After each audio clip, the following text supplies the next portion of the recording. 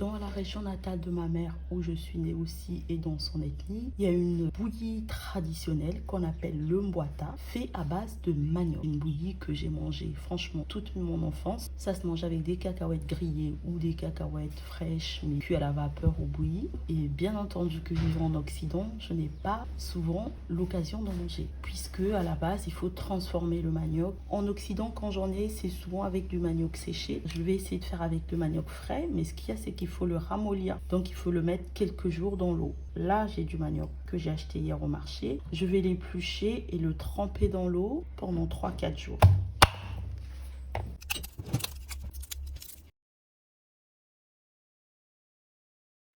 Une fois que mon manioc est épluché et nettoyé, je le mets dans ce tupperware et je vais fermer. Je vais attendre 3-4 jours et ensuite je viendrai voir. Ça fait 5 jours que j'ai mis mon manioc là-dedans. Donc je vais regarder. Alors il a un peu moussé, c'est normal ça. L'odeur est là. Je vais le prendre à la main. Ah non, il est parfait. Je me souviens, je faisais ça avec mon arrière-grand-mère.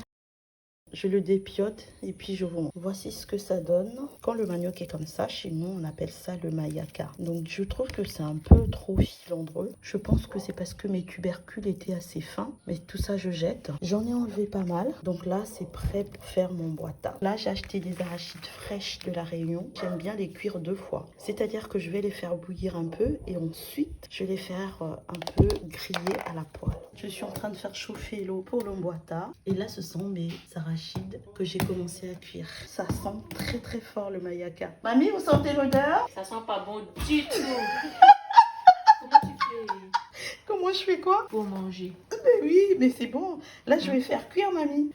C'est parce que c'est pas cuit que ça sent ça. Il n'est pas pour moi, hein. Il est pas fait de la maison.